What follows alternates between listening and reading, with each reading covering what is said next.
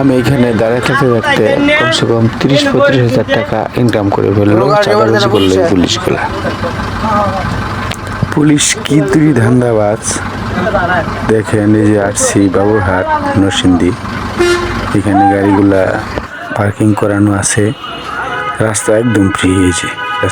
এই গাড়ির জন্য কোনো সমস্যা নাই, রাস্তা ফ্রি।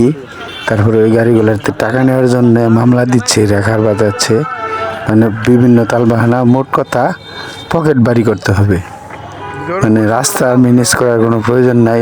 ভ্যানগুলা দাঁড়ায় রয়েছে, এগুলোর জন্য জাম বেজে থাকে, ভ্যানগুলো কিছুই করে না।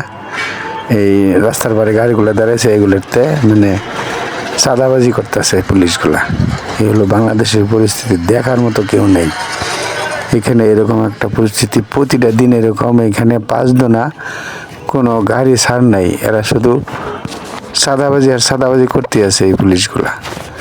এই একটা পুলিশ এখানে আছে একদম শুকনা খাটা, এটা মানে টাকা দিয়ে মনে হয় চাকরি নিছে, আর তা নাহলে এটা মনে হয় পুলিশ না, মানে অন্যভাবে যারা করাইছে হয়তো।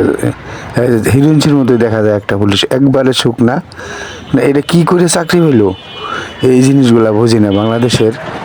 এটাকে যে কেউ দেখবে, কেউ কোনোদিন বলবে না যে এটা একটা পুলিশ, পুলিশের চাকরি করে। খাটা একবারে চিকনা, মাপে কিভাবে কাটলো। এর চাইতে দুষ্টপুষ্ট যুবক, শিক্ষিত যুবক এই আমাদের বাংলাদেশে অভাব নয়, অহরহ বেকার পড়ে রয়েছে।